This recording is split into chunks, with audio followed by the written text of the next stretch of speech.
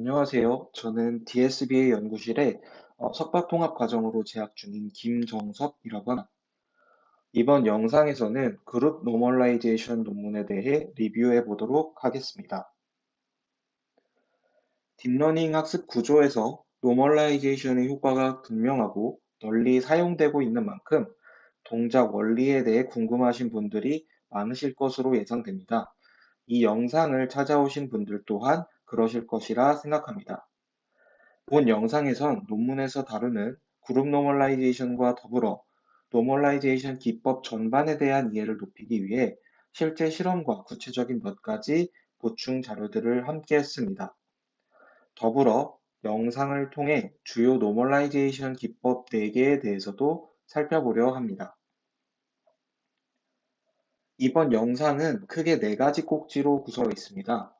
먼저 노멀라이제이션, 레귤러라이제이션 개념에 대해 구분하고 노멀라이제이션 효과를 살펴볼 것입니다. 그리고 이 노멀라이제이션 효과를 다양한 데이터, 학습 구조에 적용시키기 위한 방법론들인 배치 노멀라이제이션과 그룹 노멀라이제이션, 그리고 기타의 레이어 인스턴스 노멀라이제이션까지 함께 살펴볼 예정입니다.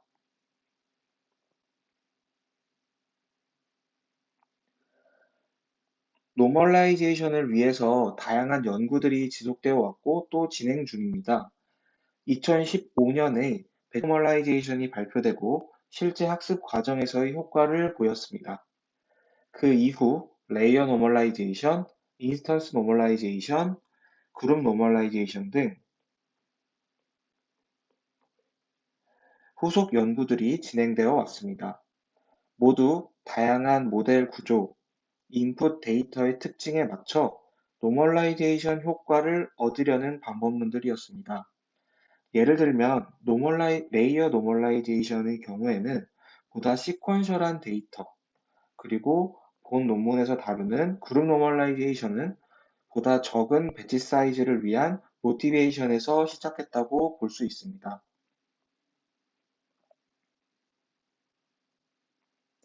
시작하기에 앞서 노멀라이제이션이라는 것을 조금 더 살펴보고자 합니다.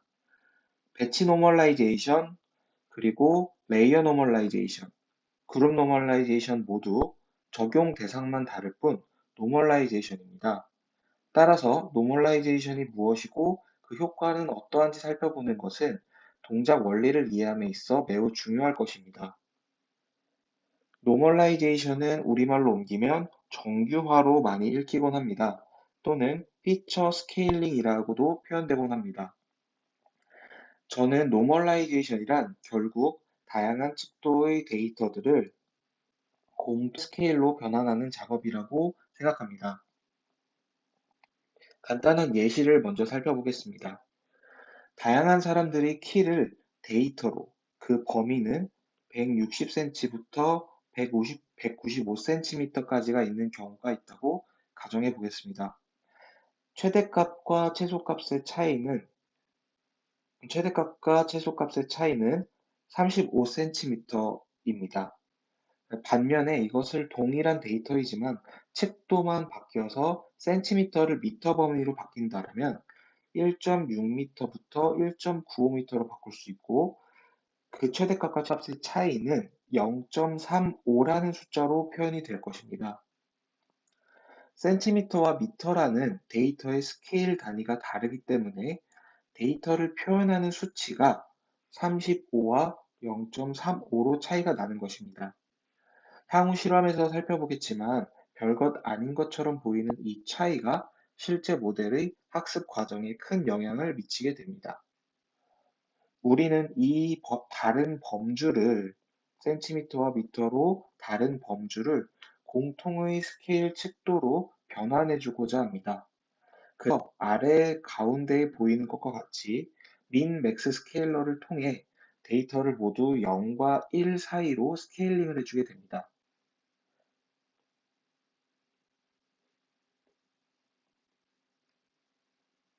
그러면 두 데이터 모두 0과 1 사이에 동일한 분포로 존재하게 됩니다. 공통의 스케일로 표현되기에 두 데이터의 비교 가능성이 높아지고 학습도 더 수월하게 될 수 있습니다.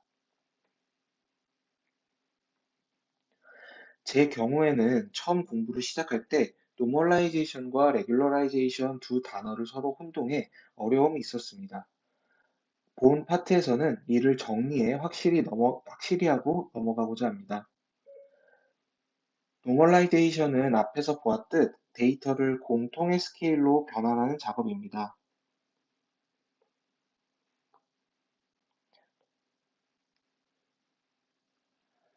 앞서 보았듯이 민, 맥스 스케일러를 통해 모두 0과 1 사이로 변환해 줄 수도 있지만 표준 정규화를 통해 공통의 스케일로 변환해주는 Z-스코어 노멀라이제이션도 생각해 볼 수 있습니다. 향후 노멀라이제이션 기법들은 이 Z-스코어 노멀라이제이션에서 모티베이션을 얻어 활용이 되었다라고 생각해 볼 수 있습니다. 레귤러라이제이션은 정규화라는 단어로 노멀라이제이션이라는 단어와 우리말로 동일하게 번역이 됩니다. 하지만 레귤러라이제이션은 노멀라이제이션과 달리 학습 과정에서 최적화 대상이 되는 옵젝티브 펑션에 특한 텀을 추가해주는 방식으로 진행이 되곤 합니다. 추가된 텀이 최적화 과정에서 더 이상 모델이 오버피팅 되지 않도록 억제해주는 역할을 하게 됩니다. 대표적으로 L2 레귤러라이저가 있고 그 외에 텀을 추가해주는 방식인 드랍아웃, 얼리 스타핑 등도 레귤러라이제이션 기법으로 사용되고 있습니다.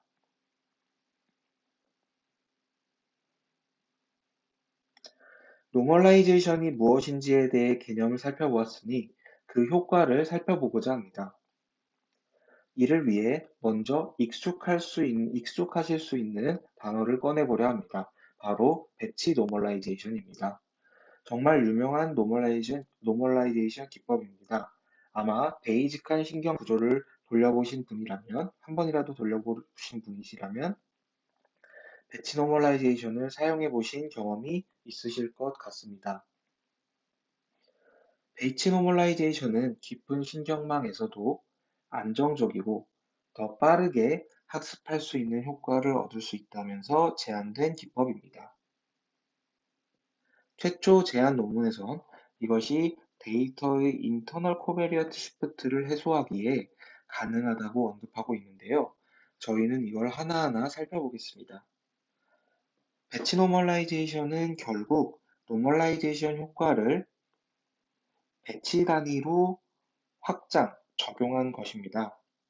그렇다면 저희가 알아봐야 할 것은 결국 노멀라이제이션 효과는 무엇인가, 그리고 그걸 왜 배치 단위로 나아가서는 그룹 단위까지 적용을 하는가일 것입니다.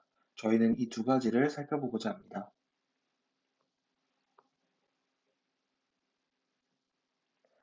노멀라이제이션의 효과는 무엇이기에 배치에도 적용하고 그룹에도 적용하며 활용하려는 것일까요? 노멀라이제이션을 통해서 딥러닝 학습 과정에서 노멀라이제이션은 데이터의 인풋을 정규화함으로써 러너블 파라미터인 웨이트와 바이어스의 학습을 보다 안정적이고 빠르게 진행할 수 있습니다. 실제로 그럴까요? 검증하기 위해서 저희는 아래에 보이는 개별 누런의 그림에서와 같이 노멀라이즈 되지 않은 인풋과 그리고 노멀라이즈가 된 인풋을 각각 넣어서 여기에서의 웨이트, 즉 파라미터 값인 웨이트의 학습 진행 과정을 살펴보고자 합니다. 이를 통해서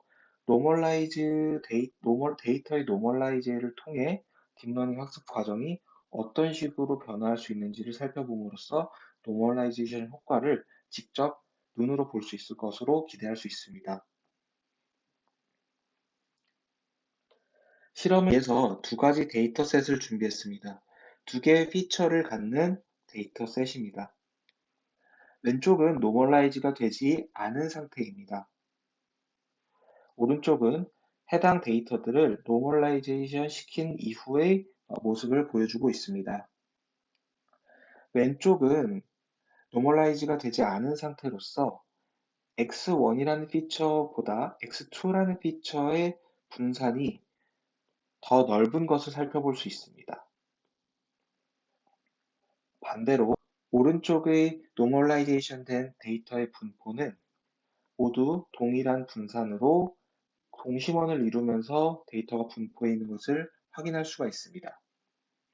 노멀라이제이션은 이런 식으로 해당 데이터들의 평균과 이러한 표준 편차를 활용해서 진행을 해주었고, 이러한 노멀라이제이션 기법은 이후에 배치 노멀라이제이션과 그룹 노멀라이제이션 등에서도 그대로 활용이 되게 됩니다.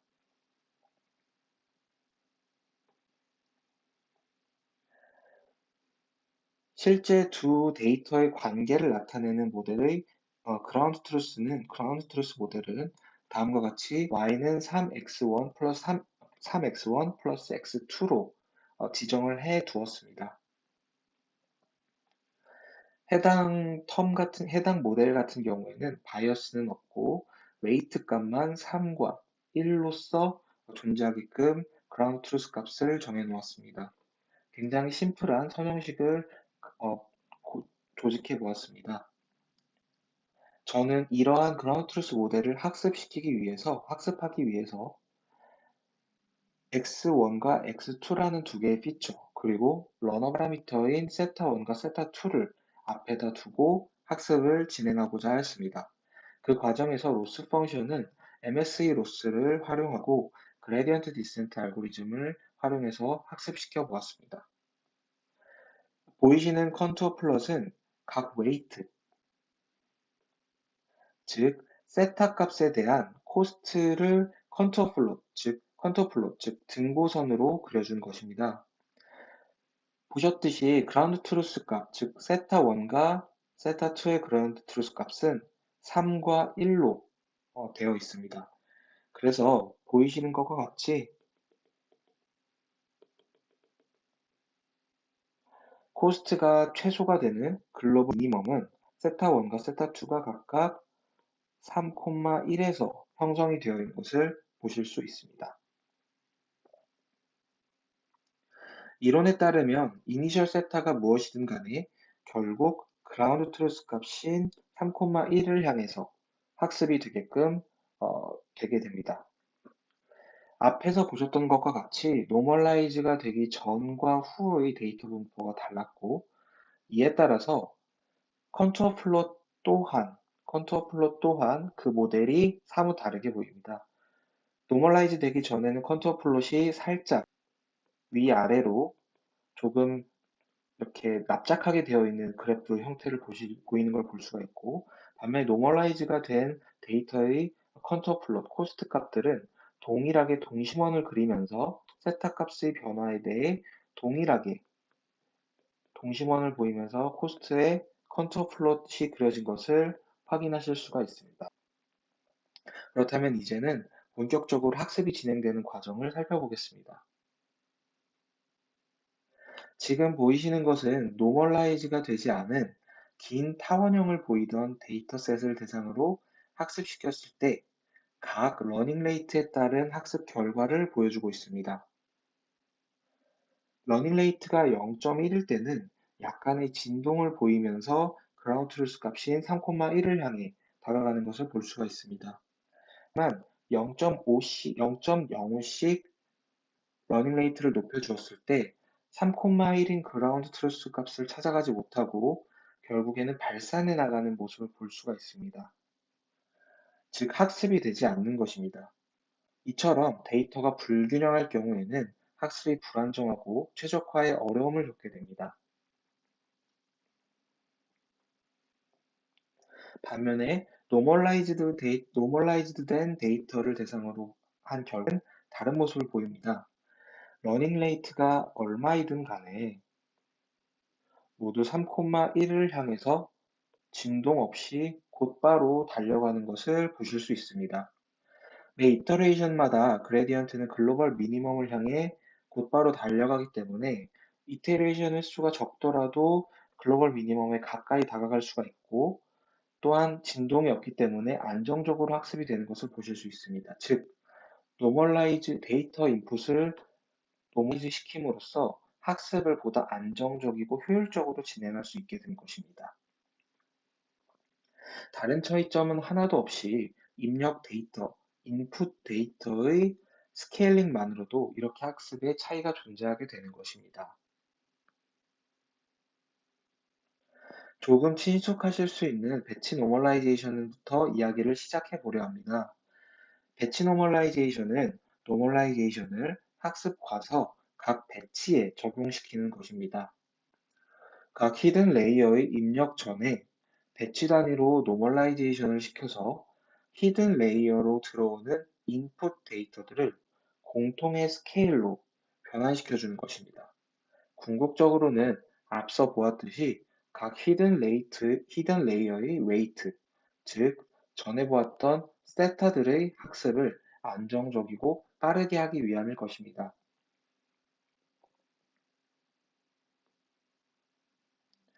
딥 뉴럴 네트워크 구조에서는 한 레이어의 아웃풋은 결국 다음 레이어의 인풋이 되게 됩니다.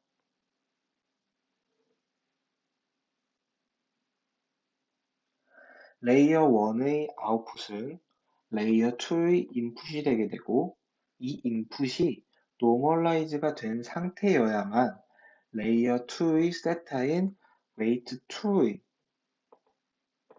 학습이 원활하게 진행될 수 있을 것입니다.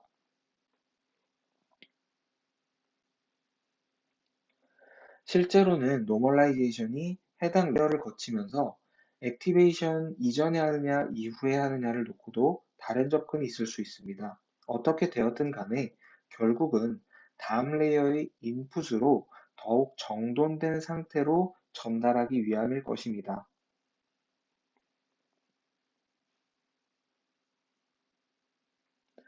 실제 배치 노멀라이제이션은 다음과 같은 순서로 이터레이션마다 진행이 됩니다. 첫 레이어가 3개의 뉴런으로 구성되어 있다고 가정을 해보겠습니다. 각 뉴런의 affine transformation 결과인 Z1, 여기에는 지금 2개와 n개까지로 표시가 되어 있지만 그 밑에 세 번째 뉴런이 있다고 가정을 해보겠습니다.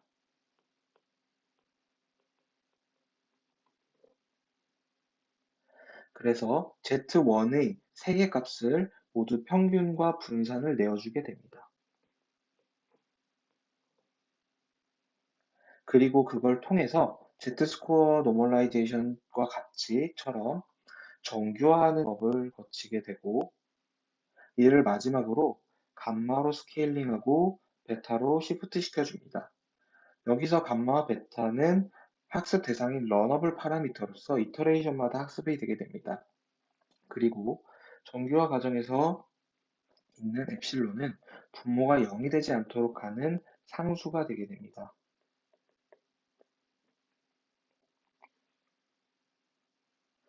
앞서 마지막에 스케일링 파라미터인 감마 시프팅을 시켜주는 베타를 언급했습니다. 이들의 역할은 무엇인지 살펴보겠습니다. 오른쪽 그래프에 보이시는 것과 같이 정교화 스케일링을 하게 되면 자칫 0을 중심으로 데이터가 좁게 분포를 보일 수 있습니다. 이 경우 액티베이션 되는 과정에서 적절한 디시전 바운더리를 찾게 하는데 어려움을 겪게 됩니다. 모두 액티베이션 값이 0.5 근처에 있기 때문에 1과 0에 가까운 집단으로 분리해내기 어려운 것이죠. 대신에 감마와 베토 데이터 분포에 약간의 변화를 줌으로써 이처럼 디시전 바운더리를 더욱 잘 찾을 수 있도록 감마와 베타가 학습이 되게 됩니다.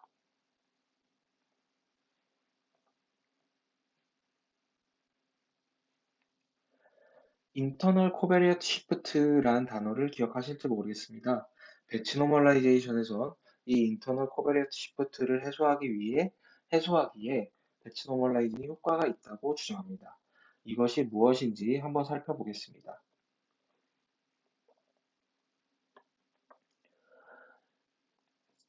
해당 인터널 코베리어트 시프트에 대한 설명은 앤드류 교수님의 강의에서 아이디어를 얻어 정리한 것입니다.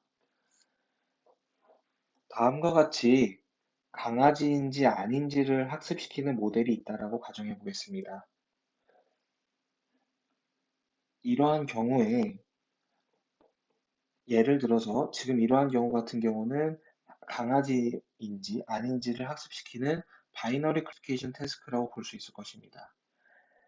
다음과 같이 트레인 과정에서는 이를 학습시키기 위해서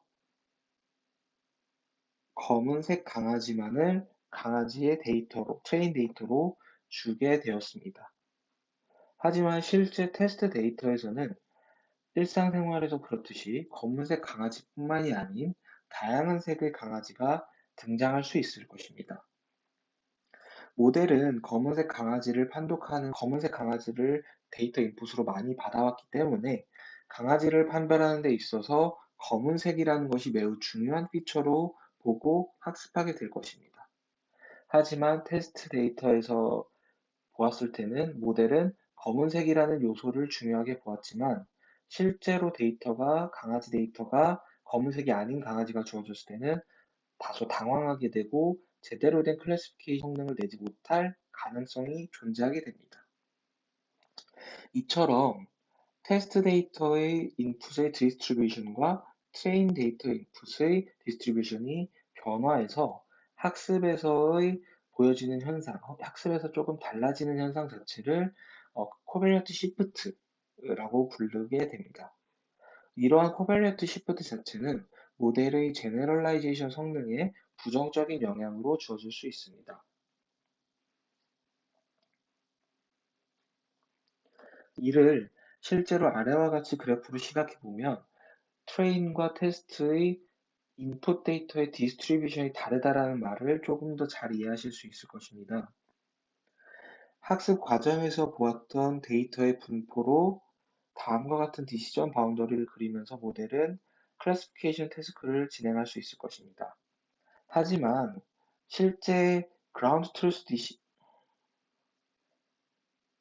하지만 실제로 테스트 데이터에서 주어지는 강아지 데이터의 분포와 그리고 그 외 데이터의 분포가 이렇다라고 한다면 기존의 트레인 데이터에서 얻어내었던 디시전 바운더리는 이처럼 빨간색의 트레인 데이터에서 보지 않았던 약간의 아웃라이어처럼 여겨지는 이러한 분포가 다른 데이터에서는 제대로 된 클래시피케이션 성능을 내지 못할 가능성이 높습니다. 따라서 제너럴라이제이션 성능이 다소 약화될 가능성이 존재하는 것입니다.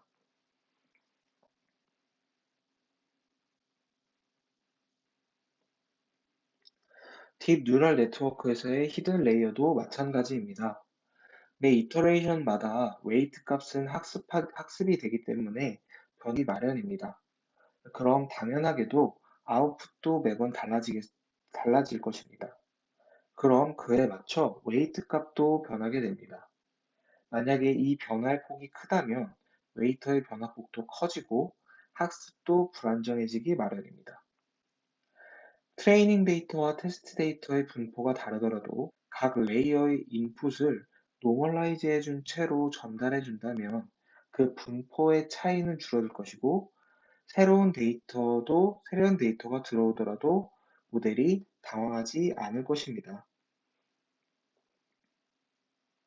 이처럼 레이어 간의 뉴럴 네트워크 내 히든 레이어의 관점에서 코베리어티 시프트 현상이 나타나는 것을 인터널 코베리어티 시프트라는 단어로 표현을 하고 있고, 배치 노멀라이제이션에서는 이러한 레이어 간의 인풋 자체를 노멀라이제이션 시켜줌으로써, 즉 배치 단위로 레이어 단위의 인풋 자체를 노멀라이제이션 시켜줌으로써 이 레이어 간에 존재하는 인터널 코베리어티 시프트를 해소해 주겠다라는 것이 논문에서 주장한 배치 노멀라이제이션과 그 효과가 되겠습니다.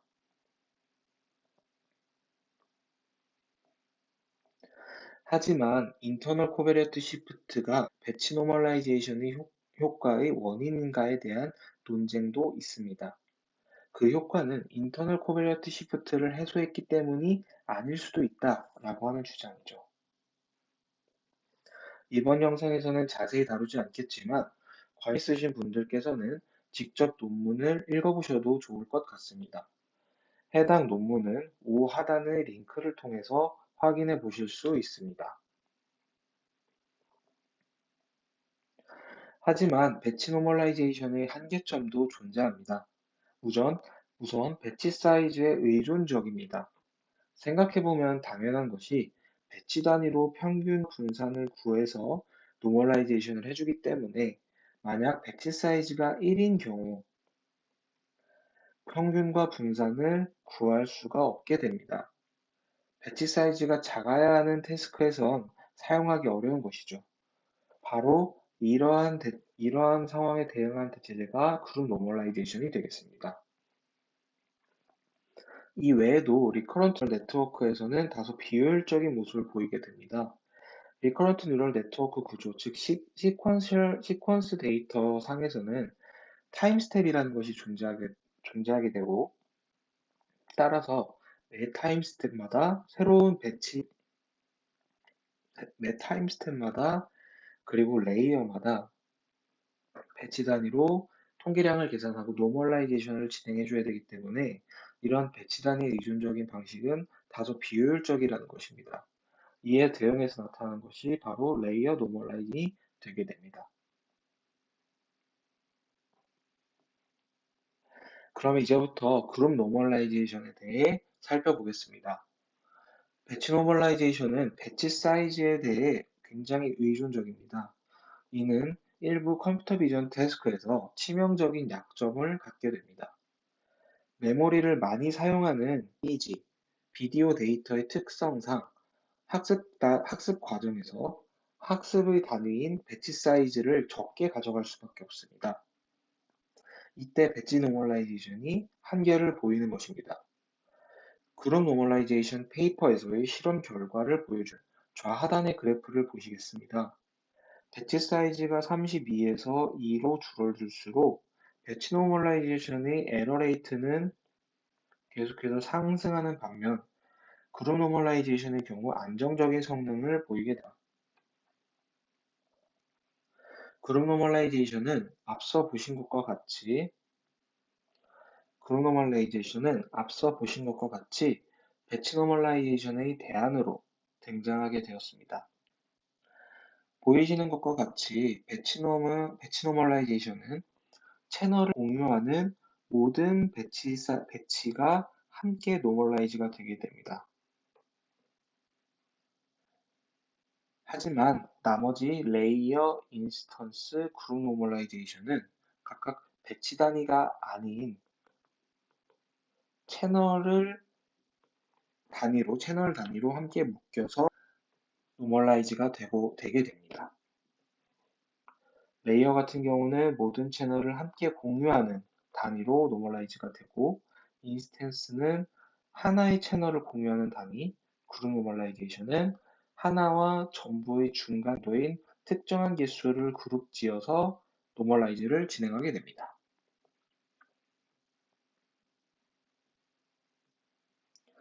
왜 그렇다면 이번에는 배치가 아닌 채널을 중심으로 그룹을 지어서 진행을 하게 된 걸까요? 쉽게 생각해 볼 수 있는 이미지 데이터를 놓고 본다면 채널은 본질적으로 함께 묶어줘도 효과적이기 때문이라고 논문에선 주장합니다. 왜냐하면 채널들이 서로 완전하게 독립적인 상황이 아니다라는 것이기 때문이죠. 실제로 저희는 컨볼루션 신경망 구조에서 학습하면서 여러 개의 채널, 피처 맵들을 얻게 됩니다. 그리고 이들은 각각 다양한 특징을 갖게 됩니다. 하지만 이는 사실 독립적으로 존재하는 것이 아니기 때문에 함께 묶여서 분석이 진행이 될 수 있다라는 것이 저자의 주장이라고 볼 수 있겠습니다. 그렇기 때문에 채널을 묶어서 함께 노멀즈를 시켜보자 라는 아이디어를 진행하게 된 것입니다. 그럼 이제부터는 4개의 배치, 레이어, 인스턴스, 그룹 노멀라이제이션의 공식을 살펴보고 자세히 뜯어보려고 합니다. 공식은 모두 다음과 같이 동일합니다. 노멀라이제이션 대상의 노멀라이제이션 대상의 평균과 분산을 각각 구해주고 이를 토대로 정교화를 시켜주게 됩니다. 대신 어떤 것들을 묶어주느냐에 차이가 존재하는 것입니다. 바로 여기 밑에 보이시는 SI, 이 집합 안에 있는 K들이 각각 노멀라이제이션 되는 대상들을 지정해주게 되는데 이것들의 차이가 이 네 가지 방법에 있는 것입니다. 먼저 배치 노멀라이제이션은 동일한 채널 인덱스를 공유하는 픽셀들, 지금 보시면 이게 채널이라고 하면 동일한 인덱스를 이 데이터들은 모두 동일한 채널 인덱스를 공유하게 됩니다. 왜냐하면 해당 채널은 이 채널만을 가리키고 있기 때문이죠. 이 채널을 공유하는 모든 픽셀들이, 즉 모든 배치 단위의 채널을 공유하는 이 모든 픽셀들이 함께 묶어 노멀라이즈가 되게 됩니다. 그림을 보시면 배치 사이즈가 3인 그러한 데이터가 있다라고 가정해 보겠습니다. 서로 다른 샘플들이지만 같은 채널을 공유층이 함께 묶여서 보이시는 것과 같이 같은 층을 공유하는 샘플들, 데이터들이 함께 묶여서 노멀라이즈를 진행하게 됩니다.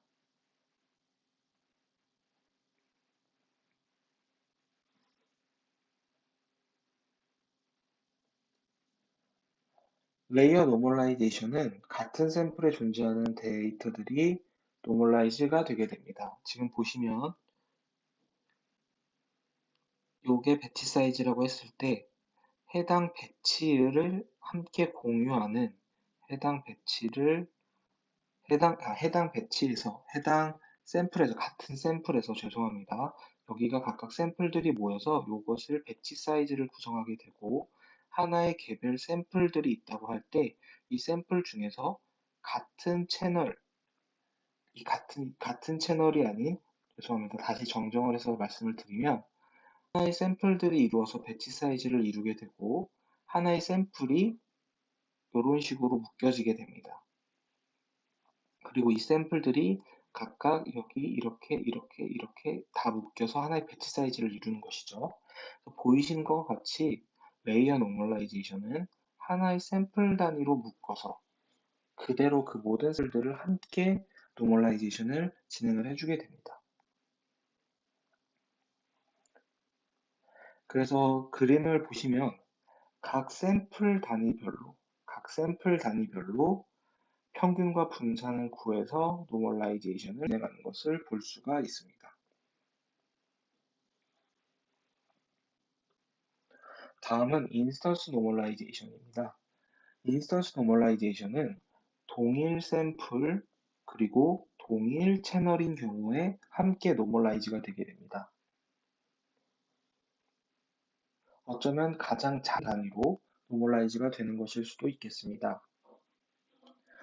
보이시는 것과 같이 하나의 샘플이 있다라고 가정을 했을 때 각 채널별로 샘플 안에서도 채널별로 다르게 묶어서 평균과 분산을 구하고 노멀라이제이션을 진행해 주는 것을 볼 수 있겠습니다.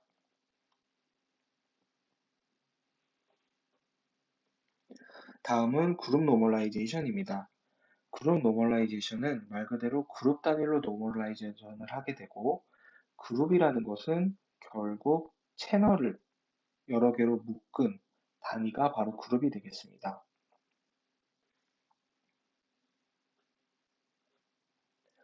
다음 그림을 보시면 그림은 두 개의 채널을 하나의 그룹으로 묶어서 진행을 했습니다. 따라서 각 그룹별로 평균과 분산을 구해서 노멀라이제이션을 진행하게 됩니다. 주의할 점은 그룹이 한 개의 채널만을 갖도록 짜여져서 채널의 개수와 그룹의 개수가 동일하게 된다면 그룹 노멀라이제이션은 결국 인스턴스 노멀라이제이션과 같게 된다는 점입니다.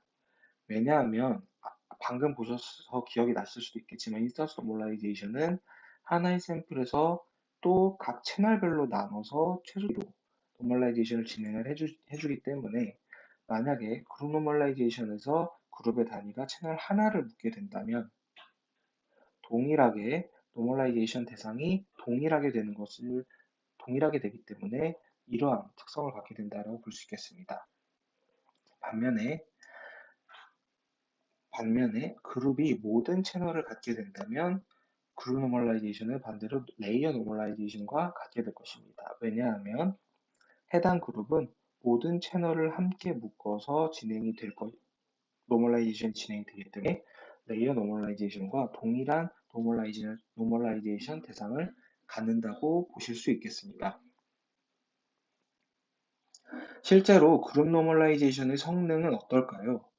논문에서 보여준 실험 결과를 소개해 드리자면 먼저 이미지 클래시피케이션에선 배치 사이즈가 작아짐에도 배치 노멀라이제이션보다 더욱 안정적인 성능을 보여주는 것을 확인하실 수 있습니다. 배치 노멀라이제이션은 배치 사이즈가 급격히 작아질수록 급격히 에러 레이트가 높아지는 것을 보실 수가 있습니다. 해당 모델은 레지넷 50 모델을 활용해서 해당 실험은 레지넷 50 구조를 활용해서 진행했다라고 논문에서는 적혀 있습니다.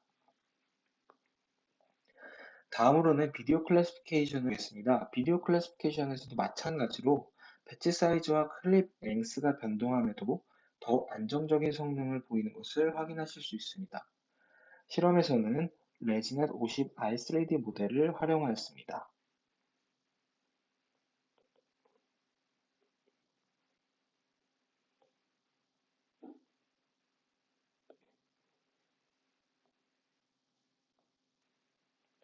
지금까지 노멀라이제이션의 효과를 살펴보고 이를 적용한 배치, 레이어, 인스턴스 노멀라이제이션을 살펴보았습니다. 그리고 논문에서 제시한 실험 결과를 해서 그룹 노멀라이제이션이 보다 작은 배치 사이즈에서도 안정적인 성능을 보임을 확인했습니다. 오늘 영상은 여기까지입니다. 질문은 댓글로 남겨주시면 답변해 드리겠습니다.